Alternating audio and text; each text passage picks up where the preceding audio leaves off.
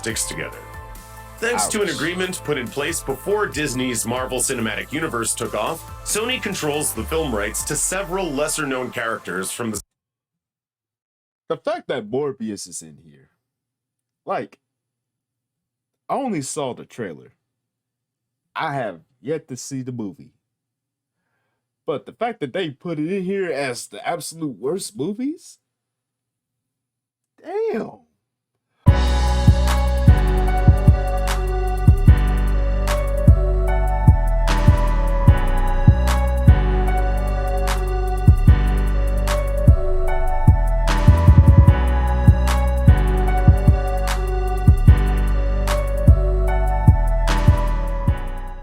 What's happening, people? It's your boy Blaze here with another one for Venomous Reactions, and we're gonna be checking this one out here from Looper, the absolute worst movies of 2022 so far. Now, granted the fact that the movies, they have been slapping. I can't even front, but there are some that's like, yo, you could have kept this one in the vault. like you didn't have to release this. You didn't have to release this to the public, like for real. So we're gonna check out what Looper has to say about the absolute worst movies that were made in 2022 so far. So let's check it out. Nazis and Witches in the Forest, a royal hunt for a mermaid, ridiculous use of green screen, and Oscar nominees sinking to new lows. The worst movies of 2022 have to be seen to be believed, except that you might scratch your eyes out if you do see them. So watch this video instead. Here's an erotic thriller in the vein of Fatal Attraction and Basic Instinct, but with none of the verve. Shattered stars Cameron Monaghan is Chris, a recently divorced tech mogul who falls for a stranger named Sky in a grocery store. Sky is just too perfect. That's obvious right away, but Chris can't see it. You could argue that he's blinded by her charms, but the sad truth is that the film is just poorly written. When Chris Yo, why when the narrator was describing this, like, we've seen this formula before, like, it gets worse and worse every time. And when people try to recreate that formula and it doesn't pay off, it's like, why? Why even bother? Like the audience didn't ask for this. Nobody asked for this. Like, oh my God. And people wonder why Hollywood is tanking to a degree. Gets targeted in a seemingly random attack and ends up with a broken leg, Sky becomes his live-in nurse. By the time she's revealed as an unhinged home invader who's only interested in Chris for his money, we're already bored. The sex scenes are nowhere near as steamy as advertised, with little to no spark shared between the co-stars. That's largely on Chris being so profoundly bland that we're basically rooting for Sky once the violence starts. A World War II flick with witches and an eye patch wearing Mickey Rourke, War Hunt shows some promise before quickly descending into shellac. When an American cargo plane goes down in Germany's Black Forest, Rourke's Major Johnson pulls together a team of his best men and sends them to retrieve the precious cargo. When they get close to the crash site, they discover the bodies of several dead Nazis bearing mysterious symbols. And when their compasses suddenly fail, they start to suspect something supernatural. Spoiler alert, there's a coven of witches in the forest. It's an interesting setup, but it doesn't work when all the characters are just macho stereotypes. War Hunt at least looks pretty slick, but it's also completely devoid of fresh ideas. As awful one-liners begin to pile up, any goodwill that was built up in the opening stages rapidly disappears.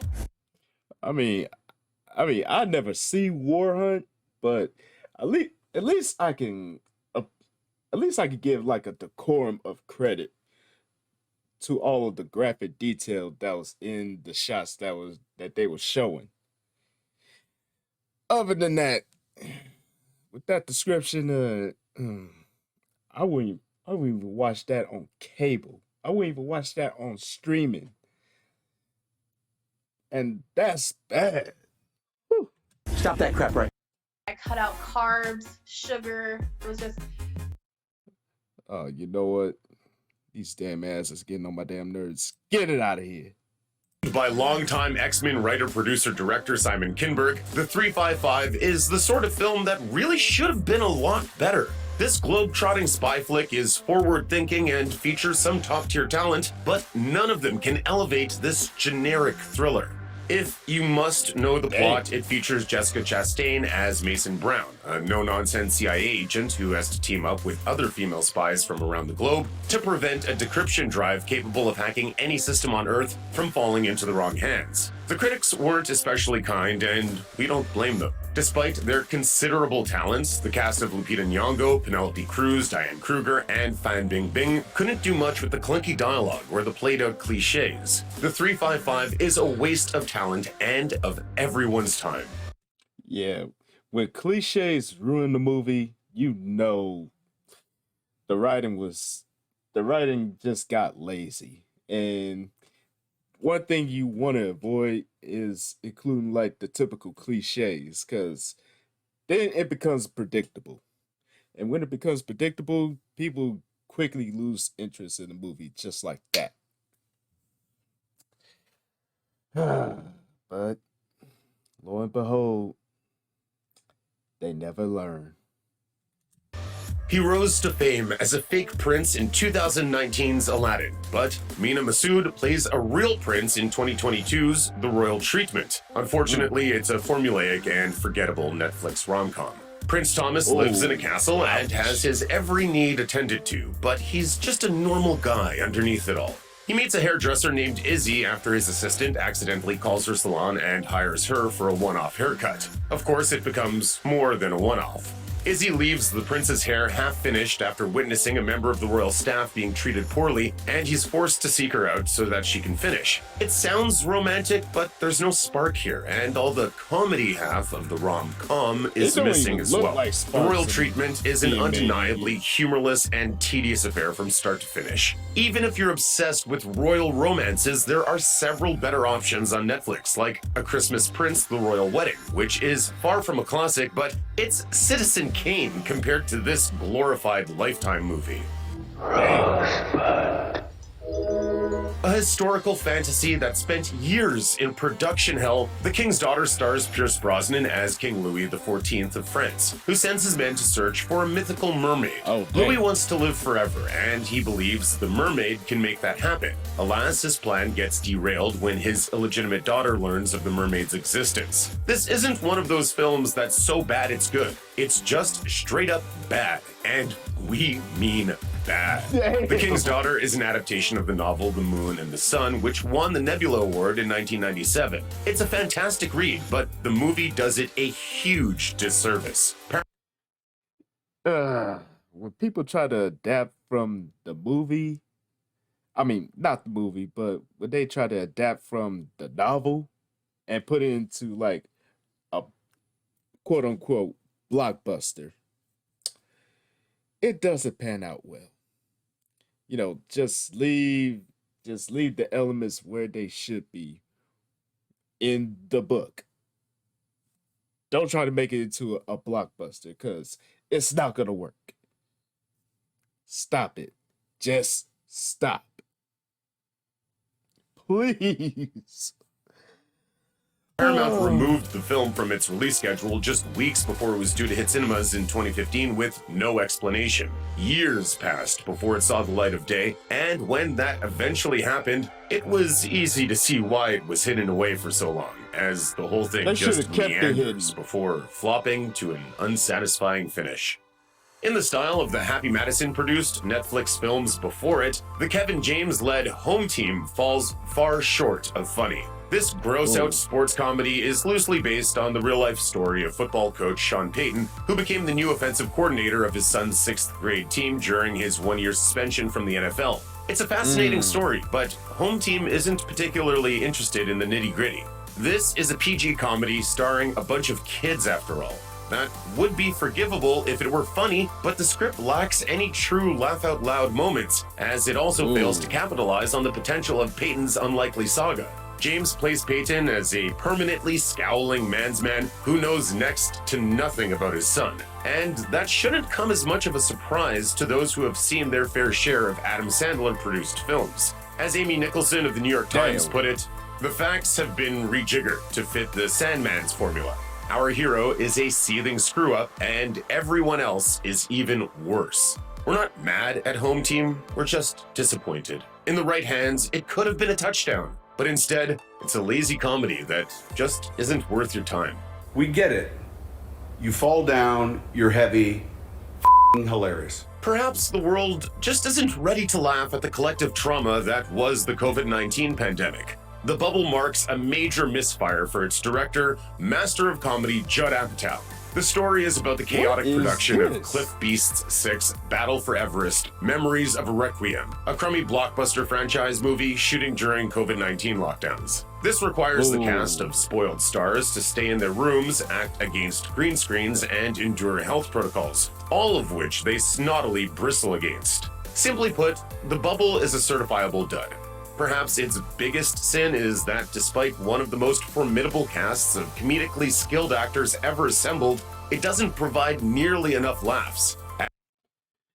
I mean, at the height of the pandemic, people try to make it work, and people try to make it do what it do when it comes to like putting together a cohesive, like I said before, quote unquote blockbuster. But the overuse of the green screens.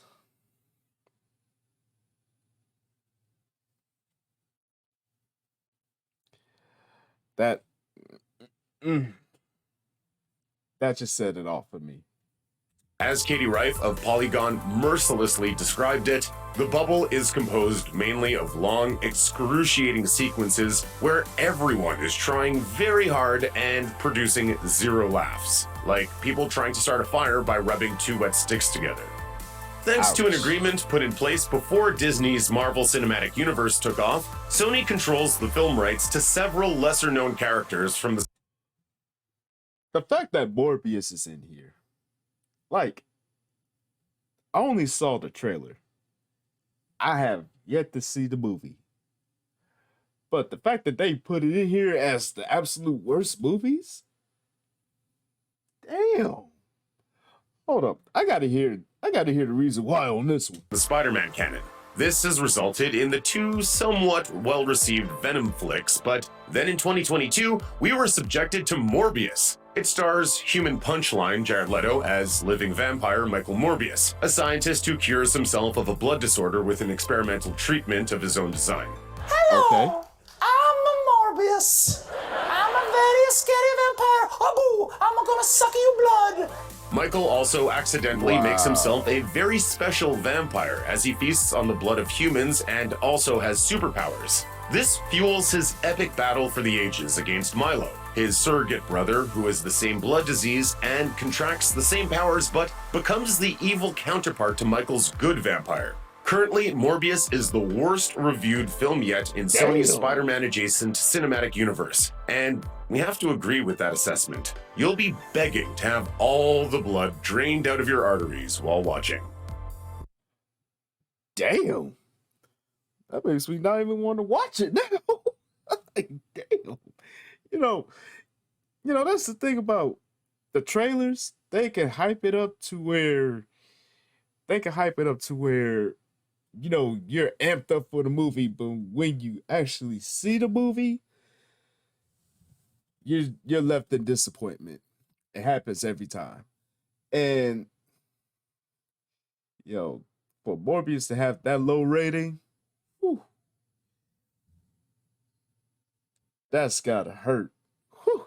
Boone is like a Charles Bronson 70s vigilante movie, but without the cultural context, bewildering urban setting, or extreme violence that, for better or for worse, made those flicks compelling and unique. It's also basically a late-career Liam Neeson-style revenge flick, but without Neeson's charisma or star power. Instead, Boone is about a hired gun named Nick Boone, played by TV cop show veteran Neil McDonough, who's seeking redemption after a long and toxic career as the muscle and hired killer for a criminal organization. Boone moves to a remote town in the Pacific Northwest and takes up with a poor widow and her young son. But he realizes that his new life is much like his old one when a crime lord terrorizes his new family, thereby forcing him to violently make things right with the world.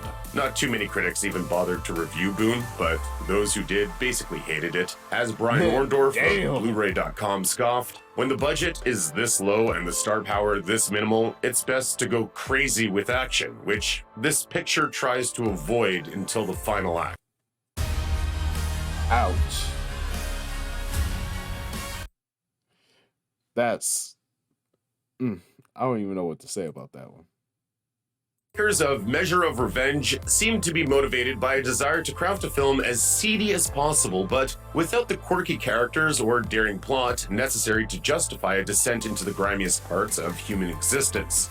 But ultimately, they just made a by-the-numbers revenge fantasy. Oscar winner Melissa Leo plays Lillian Cooper, a legendary Broadway actress about to retire whose son is found dead, supposedly from an accidental drug overdose. But Lillian has her doubts, so she becomes a one-woman mystery-solving criminal-punishing army. That army doubles in size when she forms a strange partnership with Bella Thorne as Taz, her son's dealer who may have all the answers. Perhaps the only reason to watch Measure of Revenge is to try to figure out how someone like Leo ended up in it. As Michael Nordine of Variety posited, viewers are likely to spend more time wondering how she came to be involved with such a shoestring production than sympathizing with her character. I'm not blaming anyone. Redeeming Love demonstrates that it's difficult to make a morally uplifting movie about a time and place intrinsically associated with debauchery without causing serious tonal whiplash. Set in a California gold rush boomtown in 1850, the film focuses on the on-the-nose named Angel, a young woman sold to bad men when she was a child who grows up to be a sex worker against her will. Why does that sound like a SVU episode segment? like seriously, like when you hear like plot of a young girl being passed around as a sex worker after being kidnapped, like that's definitely SVU, and I know I watched too much of it, but what can I say, man? The stories are intriguing. But wow. I wonder how Redeeming Love made the list. Like majority of these movies I'd never seen.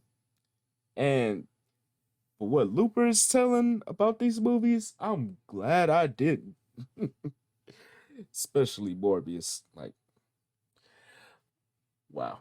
She internalizes the abuse and is riddled with self-hatred until the morally upstanding Michael appears and shows Angel that a little bit of love and attention can apparently heal any and all deep psychological wounds. In other words, Redeeming Love is literally and quite awkwardly a movie about redeeming love. As you can imagine, critics were not especially kind towards Redeeming Love, which they found more manipulative than profound. As Jade Budowski of Decider declared, Redeeming Love fails as both a compelling romance and an effective drama, failing to do its dazzling leading lady, or anyone else, justice whatsoever. In 2022, horror master Jason Blum and Oscar winner Akiva Goldsman supervised a remake of a mediocre adaptation of a lesser effort from Stephen King. You might remember Goldsman from his work on The Dark Tower, another bomb based on a King novel. Like the 1984 version, the 2022 Firestarter tells the story of parents Andy and Vicky dealing with their young daughter Charlie, who has the ability to start fires with her mind thanks to some evil government experimentation. They've successfully spent their lives on the lam from the agents who wish to capture Charlie and weaponize her powers. The young girl has been able to keep her ability in check for most of her life, but not so much anymore. Critics across the board pretty much agreed that the new Firestarter was not just unnecessary, but also unequivocally terrible. As Nick Shager of the Daily Beast put it, the only mood conjured by this dud is one of extreme torpor. Check out one of our newest videos right here. Plus, even more Looper videos about your favorite movies are coming soon. Subscribe to our YouTube channel and hit the bell so you don't miss a single one. I can see why most of these movies made the list.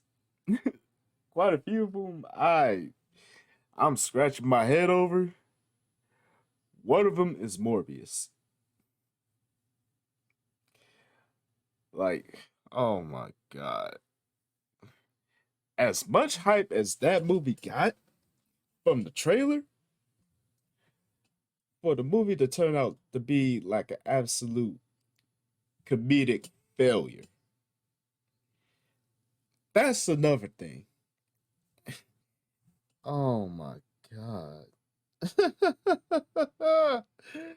Ooh, I'm I'm so glad like I can I can rewatch like classics and never get bored with it. But movies nowadays, they normally get like a formula and try to recycle it as many times as they could. And with that in mind, they fail horribly at it. Like, bro, it's always best to be original when it comes to like creating movies. But also on top of that, avoid the typical cliches.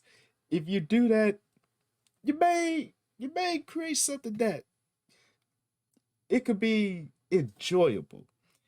Not good, not great, but enjoyable at least. But Looper, you just earned you just earned a subscription from me. Because this was spot on. And I would like to say thank y'all for tuning in. Hopefully y'all enjoyed this video. And as always, don't forget to tell your peoples across the globe. Come kick it with your boy one good time. Like, comment, subscribe, and share. And you already know with the social media, hit your boy up over yonder. Now this here's your boy Blaze here saying Chuck the Deuce. And I will see y'all in the next one. Peace.